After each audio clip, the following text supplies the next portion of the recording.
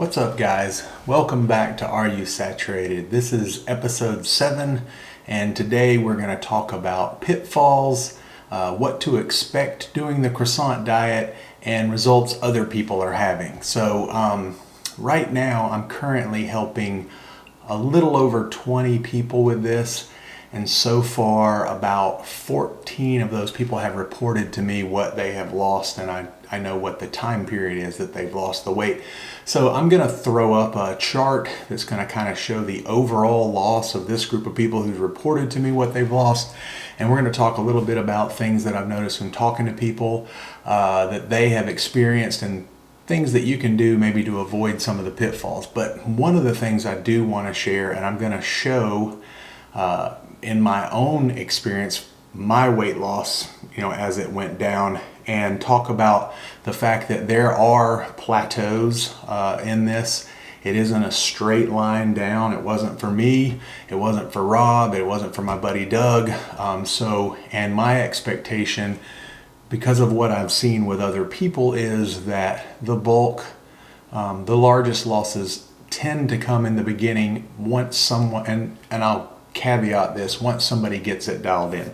The people who started off with it dialed in lost a lot right away, and I was the same. So when I started, my first month I was around 16 pounds in the first month, which was a lot. The next month it was significantly less. It was probably, and I don't have the number in front of me, but I'm going to throw it up here so you'll see the actual numbers. The next month was probably around half that, around 8, and the next month it was maybe a little bit better than half, maybe 5, and then after that it just kind of settled into like 2-3 pounds a month. Sometimes I had a week where I dropped 3, but it never was constant either. My weight fluctuates day over day. I never weigh the same thing every day. Right now I'm hovering between 208 and 207. I'm just kind of going back and forth. It'll be 208 is the high, and then I could be 207 even, I can be 207.8, I can be 207.2, 208, but I've kind of stabilized where I want to be. But I know people will have lost 7 or 8 pounds and then they'll gain a pound, and they'll message me and they're kind of freaked out, like it stopped working. And it hasn't. I mean, hydration plays a huge factor in what you weigh every single day. We've talked about this in other videos, but, and this is key, I've got some friends, and the people who I've spent a little bit more time with talking about it are the people who've asked me more questions and kind of, got a better handle on it for the most part. There's a few outliers out there. There's a couple people that I barely talked to. Like I just said, hey, I'm doing this, quick conversation, like 5 or 10 minutes. Or somebody told them about it and they shot me a message and said, is it okay to eat this? And I said yes, and then they went away, and then I hear from them 3 weeks later, I've lost 12 pounds. This has happened to me 2 separate times. I got 2 people that like 3 or 4 weeks lost 12 pounds, and I was giving them virtually no guidance at all. Now I don't know if they were watching all of these videos or not. Maybe they were, maybe they got some guidance that way. But there are some other things that I think people miss. So I don't think that these foods, eating refined carbohydrates and saturated fat and keeping the vegetable oil down, I don't think the foods themselves are magic in any way. It's not like you can eat pounds of butter and pasta and heavy cream and lose weight. I don't think that's true. Maybe you can, I don't know, but I'm not going to try it, and I don't suggest you do either. But what I have seen with people who struggle is, I've had a couple people who've told me they haven't lost any. But usually I kind of start picking their brain at that point. I'm like, okay, well, what are you doing? Tell me what's going on. And generally the answer goes something like this. Well, on the weekends we do go out to eat, and I did, kill 2 or 3 baskets of chips at the Mexican place. Or, I've been having family gatherings, and, there was a wedding, and then there was a party, and then there was this, and so on the weekends I tend to, I've been eating more. I haven't been tracking what I eat, my calories or whatever. And that's the thing. I don't think you have to track your calories for your whole life. I don't think that's important. But I think some people don't really have any idea what they're eating. They have no idea whether they're eating 4,500 calories or whether they're eating 2,500. They don't know. Some of you do, some of you know precisely, some of you are keeping track of it, and that's good. And when you are eating a lot more than maybe is right for your metabolism, and that can be all over the place. I mean, I know, hypothyroid women, who metabolism can be supported on 1,200 calories a day, and they don't gain or they don't lose. I mean, it's just a small amount of calories. And and then I know people like me. I mean, I'm at 3,600 a day on average, and that maintains my weight. When I started this, I was at 3,200. That's what maintained my weight. What's crazy is I lost 45 pounds and I gained 400 calories in the process, because I think, and this is what the other experts, not me, but the other experts tend to say, is once you get the PUFA out of your body, you're coming out of that state where your metabolism is broken, and your metabolism can work more efficiently, or more, not more efficiently. It can burn more calories. Let's just put it that way. So that's a key. The other thing too is nutrient deficiencies. A lot of people have no idea what their intake of vitamins and minerals are, and a lot of times maybe they're supplementing with a daily multi or something like that, and that's okay. I like to and tend to get my nutrients from my food. So even though my diet for the whole time has contained croissant sandwiches, and it's contained smoothies with orange juice and cranberry juice and spinach, and it's contained a pint of Haagen-Dazs, and it's contained ground beef, and now I'm adding a ½ ounce of liver to each day, just a tiny amount. You don't need a ton of liver, guys, but 2-3 ounces a week. Amazing how many B vitamins and minerals, and vitamin A that you can get from that tiny amount, mixed in with other things I personally don't care for it straight, but I mix a ½ ounce in with about 1/3 of a pound of ground beef in my daily lunches. I'm also eating potatoes with butter and cream cheese.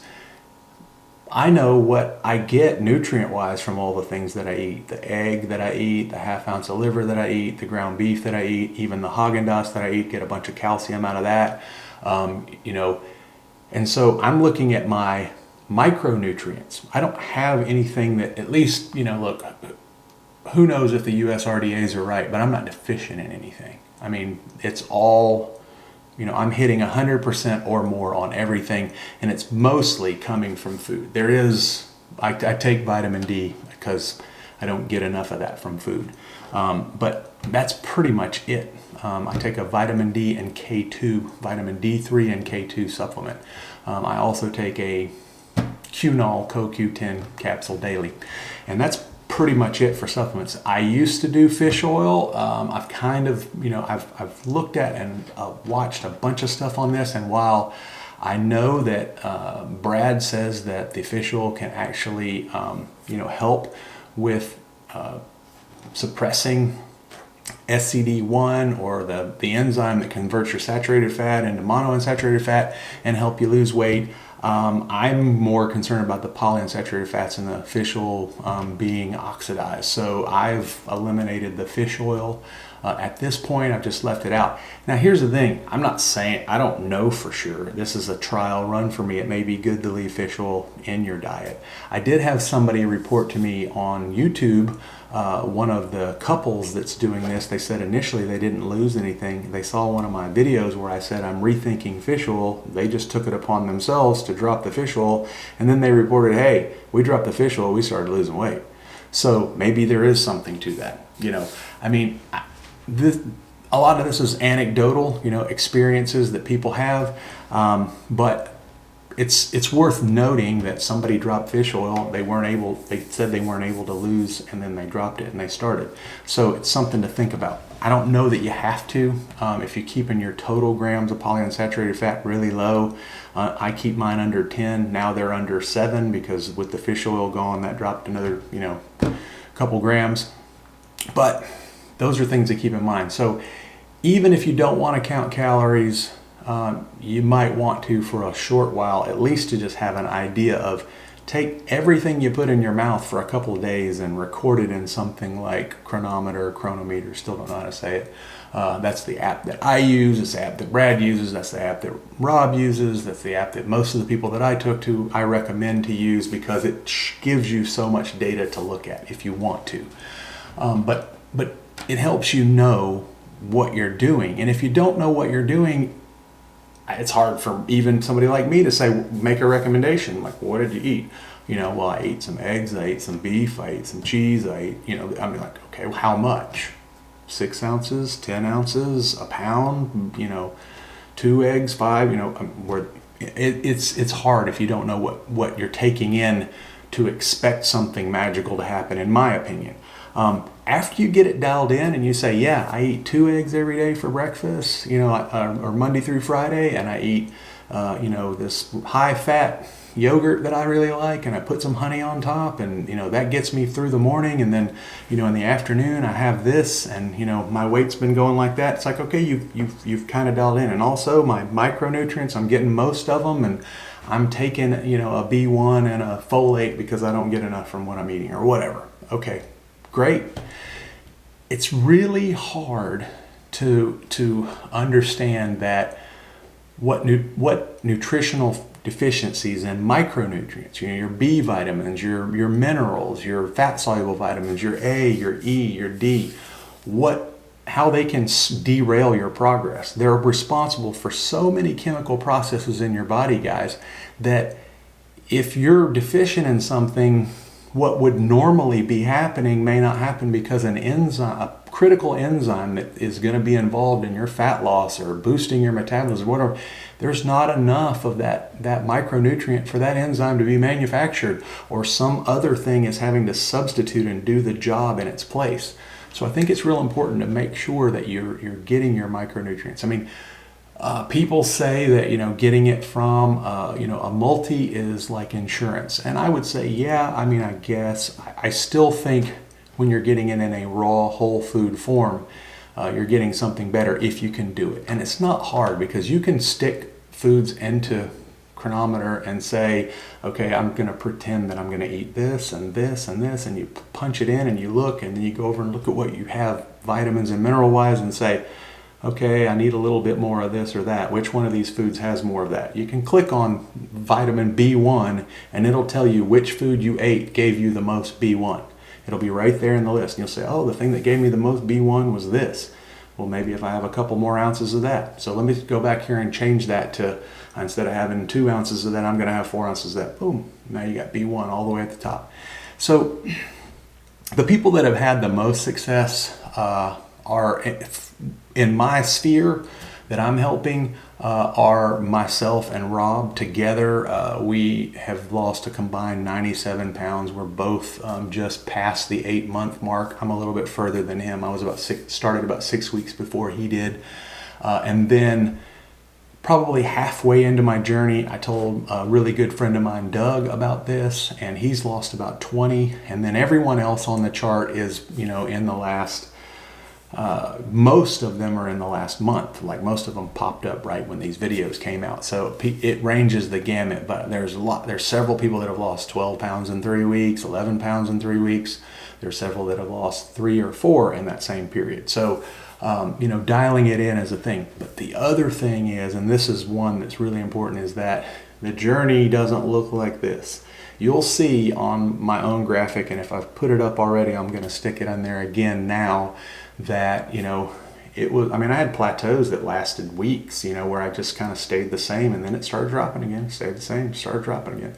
So it's not a continuous down. And then if you look at the day over day, which I'm going to put up there now, you're going to see that the weight goes up, down, up, down, up, down. But if you look at it over the course of a month, it starts here, down, a couple pounds, up a pound, down a couple, up, down a couple.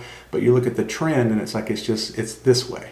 It's not a steep line down anymore for me, guys, and it shouldn't be. I don't want it to be. It's more like this, but I'm still trending down, even now. I'm trending down probably ounces instead of pounds, and that's fine. If that's what my body wants to do when I'm full, with foods that I like, that I enjoy, then that's great. That's another thing too about differences in people. You know, if you're a small woman who wants to lose, 10, 15 pounds, and you may only need 1,500 calories a day. I mean, I'm not making a recommendation here, guys. You have to know yourself. There's plenty of smaller ladies that could eat 2,000, no problem. But you might be that person that 1,500 is kind of the right number for you, but maybe you've never figured out what your total calories are. And for you, you might only need, a tablespoon, maybe 8-9 grams of saturated fat at breakfast, lunch, and dinner. Whereas a big guy, a 200 plus pound guy, needs 4 tablespoons of saturated fat total grams, 40 or more grams at each of your meals. So it's not like you can take what I'm eating, and if you're half my size, you can eat it too, and it'll do the same thing. It doesn't work like that. So I want to shout out to my good friends Steve and Mandy in Colorado. They just recently traveled back here where I live, and they were visiting for a while, visiting family, and we got together for lunch and talked about this. And Steve and Mandy have both texted me several times. Mandy more than Steve. She's been out grocery shopping, and she's holding up pictures to her phone, her foods to her phone, taking pictures, saying, "Is this okay? Is this okay? Is this okay?" And that's great, because in the first 3 weeks I was kind of shocked. Mandy messaged me and said, "Hey, I've lost 11 and Steve's lost 9." So way to go, guys. I got another friend down in Florida. He's lost 9 in a little over a month. And I've got a coworker. He told me today he lost another pound, so he's down 12. I had another coworker who he and his wife started at the same time, but he went on business travel for a week, 10 days during that 3 weeks. He lost 3. He also confessed that when he went on travel, he didn't really adhere to it. Still lost 3. His wife wasn't on travel. She was at home, and she was kind of following what they decided to eat, which I don't know exactly what it is. Haven't had a long conversation with them about it, but she lost 7. So that's the point. And you can get into all the different arguments about you shouldn't eat this and you should eat that, and I hear it all the time. People are constantly commenting fruit juice is gonna whatever. If I want to make a justification for fruit juice, I'll just say go listen to Ray Pete, whatever. Or make a justification for eating Haagen-Dazs ice cream 5 nights a week before I go to bed. According to Ray, it's lowering my cortisol and it's protecting my muscles, so which are good things. But anyway, not to get off on that rabbit trail, you can find somebody that can endorse or crash any of these different food groups. You got people that say that plants are bad for you because they have nutrients like lectins and oxalates and stuff. And maybe probably true. I cut the spinach out after I did some research. Somebody on I think it was YouTube, it might have been Reddit, I'm not sure, said, "Hey, I'm not sure if I'd be eating 3 ounces of spinach every day." So I cut it out a couple weeks ago just to see, if I felt any better. I found something else to eat to replace the nutrients that I was getting from it, liver, at least most of them. And, I feel fine. No real difference with the spinach gone. But I did like the smoothie with it in there.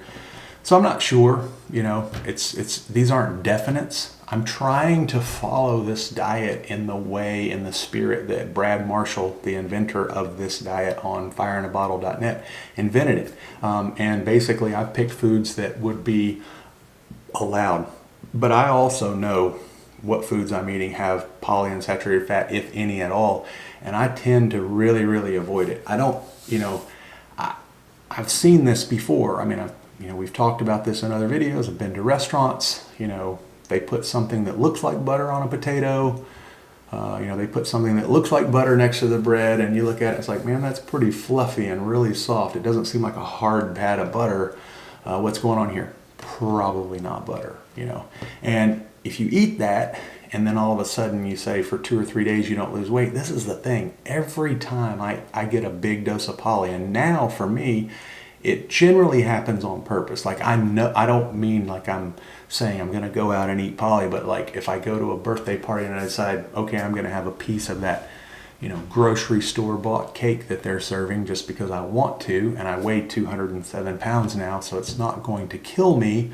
I'm not trying to lose weight like a rocket or anything like that, but I do, and it's like, just when I was trying to lose, if I did something like that, I just froze for like a week. It's like nothing happened. It just sat still. It was like it just took all the calories that were coming in my body and it was just like, stop burning them, or very slowly burning them. I don't know. It's really, really weird, but I know that you can't do this for a week and then go out on the weekend and blow it, and then come back and do this for a week and go out on the weekend and blow it, because it just won't work.